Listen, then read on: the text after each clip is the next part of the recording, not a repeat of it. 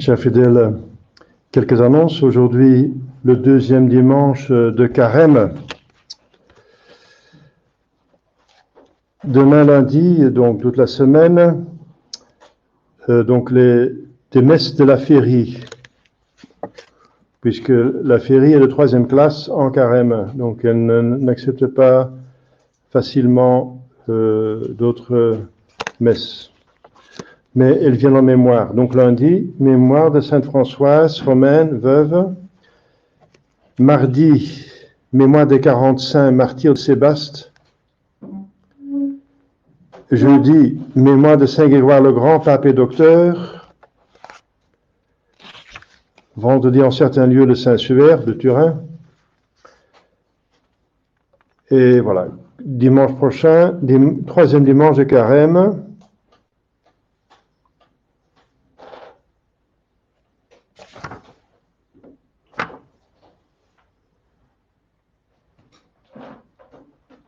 Nous sommes dans le mois de mars, le mois dédié à Saint Joseph, un grand saint, n'est-ce pas, qui peut nous obtenir toute grâce. Saint Joseph était préfiguré dans l'Ancien Testament par Joseph, le sous-roi, l'intendant du pharaon d'Égypte. Et voilà, c'était un saint homme. Et le pharaon disait, si vous voulez quelque chose, allez voir Joseph. Voilà. Eh bien, c'est une préfiguration du Joseph du Nouveau Testament. Si vous avez besoin de quelque chose spirituel, allez à Saint Joseph. Il n'est pas assez connu, ce saint. Et pas assez apprécié.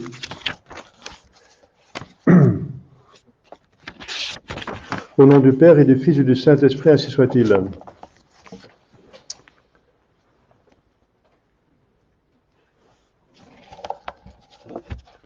J'espère que les nouvelles personnes arrivées ont bien suivi l'Évangile, parce que la prêche, le sermon du dimanche, c'est une homélie.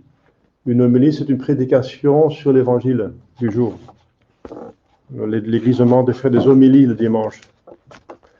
Donc on prend l'Évangile qui est important, même très important pour comprendre de quoi il s'agit dans ce temps maintenant, ce temps de liturgie. Donc la liturgie, c'est la prière d'église. Ce qu'elle prie, sur quel sujet? Le sujet, c'est la rédemption de Jésus-Christ. Donc Noël, c'est plutôt l'incarnation, Dieu qui devient homme. Pâques, c'est la rédemption. Il vient faire son travail, il vient nous sauver. Voilà, pour bien comprendre cela, eh bien Jésus, il avait le même problème que moi avec les fidèles, pas de façon de parler, ou moi comme lui, plutôt, c'est de faire comprendre de quoi il s'agit. Alors, il amène 3 de ses disciples les plus importants, Saint Pierre, Saint Jacques et Saint Jean. Il n'amène pas tout le monde. Alors, les pères de l'Église expliquent pourquoi. Essayez de comprendre, c'est parce que Judas n'était pas digne. C'était déjà un traître. Un des 12 disciples était un traître. Il n'était pas digne de connaître ce mystère. Et pour ne pas le dénoncer, Jésus emmène seulement 3 personnes. Sinon, il fallait emmener 11 et justement lui pas. Et on n'a pas le droit de dénoncer quelqu'un si le crime n'a pas encore été fait, n'est-ce pas? Non. Mais Jésus voit dans le cœur des hommes.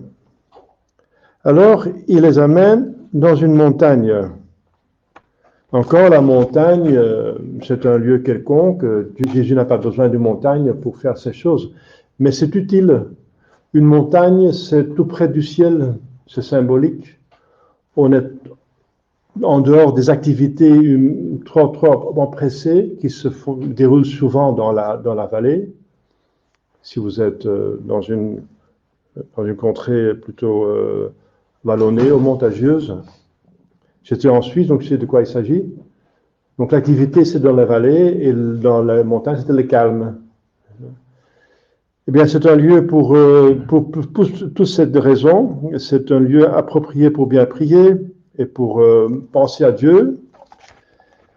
Et Jésus les amène sur la montagne, et probablement c'est le Tabor. Donc il y a une discussion entre les Hermon et le Tabor, mais ce sont deux montagnes dans la Terre Sainte. Mais habituellement, on en accepte que c'est le mont Tabor. Et alors, ce qui se passe, c'est que Jésus montre sa divinité. Il la montre par la resplendissance de son corps, de son visage. C'est encore renforcé par une voix qui sort du ciel, Dieu le Père qui parle et qui dit « c'est mon fils, écoutez-le ». À ce moment-là, les disciples tombent par terre, par frayeur, parce que qu'est-ce qui se passe? Alors ils ont peur de Dieu, parce qu'il est tout-puissant, n'est-ce pas? Les gens ont peur de ce qui est tout-puissant, parce que la toute-puissance, on n'est pas capable de se défendre contre quelqu'un qui est plus puissant que nous. Mais Jésus dit, ne craignez pas, parce que Dieu est bon, n'est-ce pas? Il ne faut pas craindre Dieu. En tout cas, si on est de bonne volonté, bien sûr, ceux qui doivent craindre Dieu, c'est que ceux qui se mettent comme son ennemi, ses ennemis, par leur péché.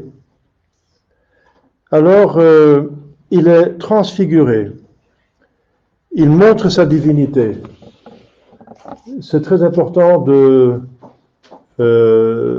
comprendre cela, n'est-ce pas, que pour Jésus va souffrir, donc il va vers sa souffrance. Il va être trahi, il va être flagellé, il va être martyrisé, il va être crucifié, il va mourir dans les circonstances les plus lamentables. Et alors, pour comprendre la profondeur de cette passion, il ne faut pas oublier que cette personne est divine, c'est Dieu. Alors, pour nous, c'est un mystère. Puisque Dieu est infiniment grand, infiniment saint, il a toutes les qualités positives en degré infini. Et alors, comment est-ce possible qu'un tel Dieu se fasse homme et encore va subir cette terrible passion en tant qu'homme? Eh bien, ça pourrait nous toucher, un homme qui se sacrifie pour nous, mais on est quand même en dehors du mystère si on ne tient pas devant les yeux que cette personne est divine. À chaque instant que Jésus subit la passion, des éléments de sa passion, des événements de sa passion, il ne faut pas oublier qu'il n'arrête pas d'être Dieu. Mais alors il va cacher sa divinité. Et vous voyez, même ces apôtres qui sont avertis, Jésus montre sa divinité. Ils vont encore être scandalisés pendant sa passion. Ils vont s'en aller, ils vont dire, c'est fini, c'est fichu. Quoique Jésus, expressément, il a dit plusieurs fois qu'il allait ressusciter, ça n'entre pas dans leurs esprits. Ils ne comprennent pas, se dépassent, apparemment. Ils vont comprendre plus tard, après la résurrection, il va leur apparaître. Mais c'est donc, voilà, Jésus qui veut leur montrer ce qui se passe. Parce que la passion n'est qu'un moyen pénible, un moyen abject. Pour nous, ça nous repugne, la souffrance, quelque chose de repugnant. Eh bien, pour Jésus aussi, bien sûr. Justement, ça va être une marque de son amour pour en notre place subir la peine des péchés. Donc par derrière, il y a l'amour et un amour divin. Et alors, si on comprend cela, on comprend de quoi il s'agit dans la passion de Jésus-Christ. Donc avant que Jésus-Christ va entrer dans sa passion, il va montrer clairement qu'il est Dieu. Montrer clairement qu'il est Dieu. Il va le montrer, il va le prouver. Alors, voilà, c'est ce que nous devons faire. pendant tout ce temps de la Passion, qu'on va bientôt entrer dans le temps de la Passion, parce que le carême, c'est souffrir avec Jésus, n'est-ce pas? Souffrir, de collaborer avec Jésus qui fait un grand travail pour enlever les péchés du monde. Et non mon péché. Eh bien, mon péché pour l'enlever, eh bien, je vais m'appliquer à l'exercice de la vertu. La vertu contraire à mes vices. Le péché consiste à un abus de quelques créatures. Eh bien, pour réparer cela, on va se mortifier, faire pénitence. Ça veut dire on va s'abstenir de la jouissance de quelques créatures, de la nourriture, ou du sommeil, ou d'autres choses. On va s'abstenir pour réparer justement réparer le péché, réparer le désordre du péché, le mettre en équilibre, puisque c'est la justice qui demande un équilibre. Si on a fait du mal, il faut réparer par du bien et mettre la balance de la justice en équilibre. Eh bien, c'est pour ça que nous entrons dans le carême, pour s'attaquer à nos vices, encore à nos peurs, donc réparer les péchés, et, essayer de corriger les vices et de développer les vertus. Et cela avec Jésus, parce que sans lui, nous ne pouvons rien faire. Jésus dit, sans moi, vous ne pouvez rien faire. Donc lui est l'arbre, nous sommes les branches, et nous ne porterons pas de fruits si on n'est pas liés, connectés avec l'arbre. Si une branche est coupée, elle est morte. Alors, sans moi, vous ne pouvez rien faire.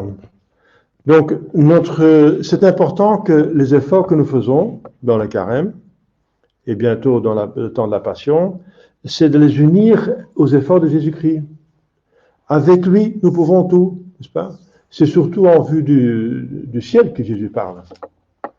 Vous ne pouvez rien faire. Oui, on peut construire des maisons, on peut faire des autoroutes, on peut faire des inventions technologiques, etc. On peut faire la politique, l'économie, la culture, le sport, etc. Mais il parle surtout du niveau surnaturel, en vue du ciel, pour aller au ciel. Ça ne vous sert à rien. Vous ne pouvez pas aller au ciel avec moi. C'est le but le plus important. C'est le but de cette vie, puisque cette vie est passagère. Donc le but, c'est le ciel. Voilà.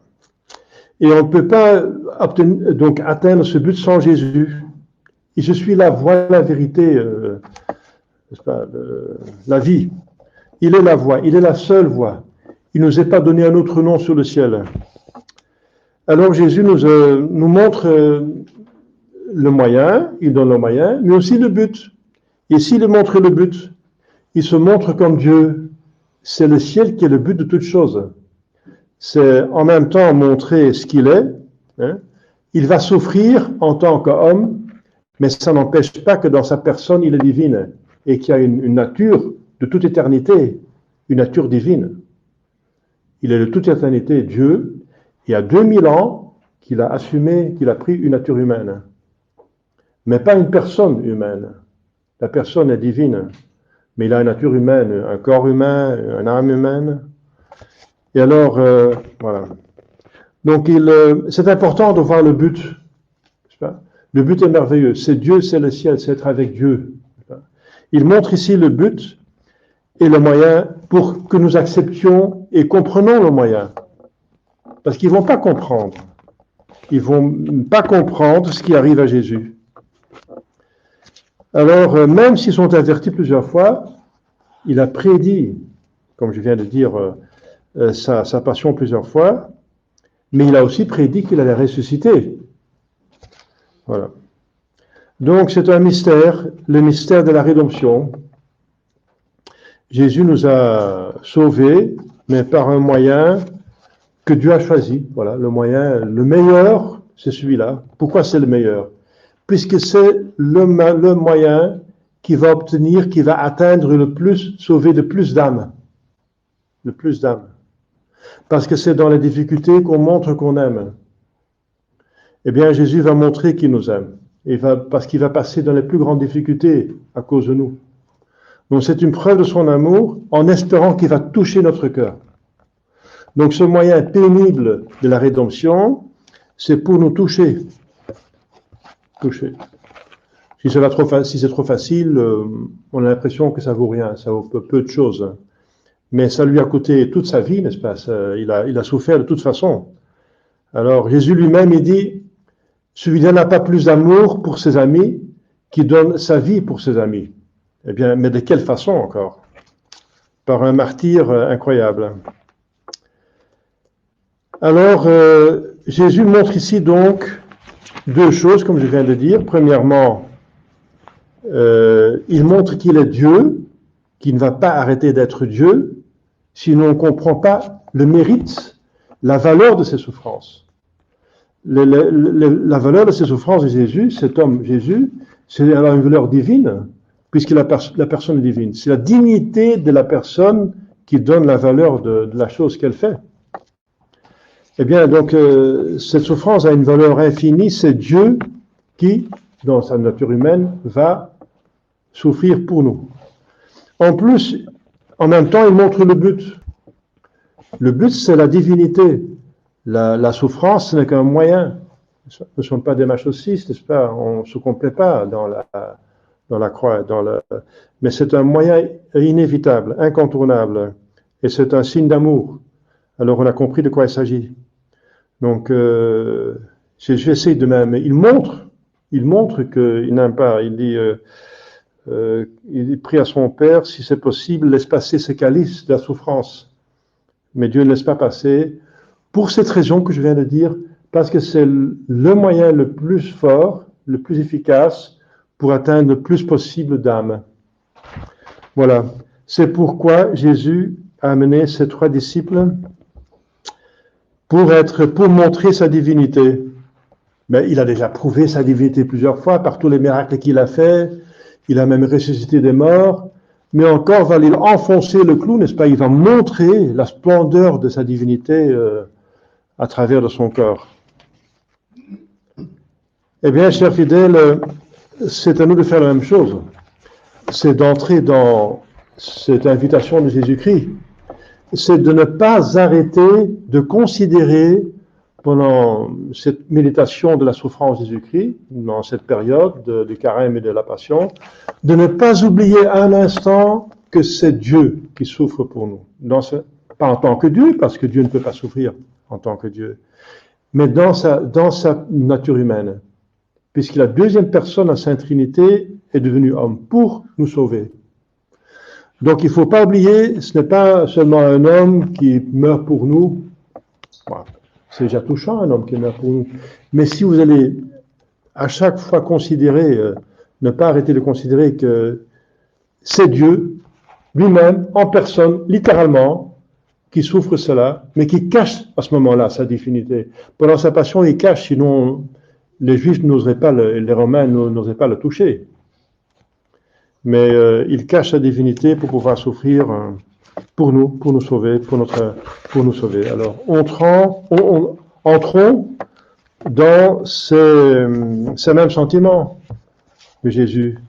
C'est de vouloir nous-mêmes travailler, collaborer avec lui à notre propre rédemption. Il s'agit finalement de notre bonheur. Dieu n'a besoin de rien. Il a tout, il est tout. Donc c'est pour nous qu'il est venu sur terre. Uniquement pour nous. Vous direz oui, mais pour la gloire de son Père. Eh bien, mais c'est quoi la gloire de son Père? Eh bien, c'est la connaissance publique de l'excellence de sa bonté qu'il exerce envers les créatures, envers nous.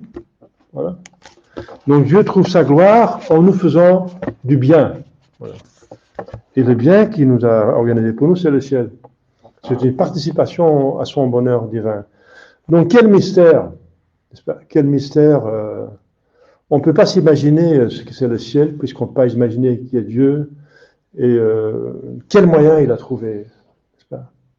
Il a souffert ça. Et c'est Dieu qui souffre pour nous dans sa humanité, pour nous sauver.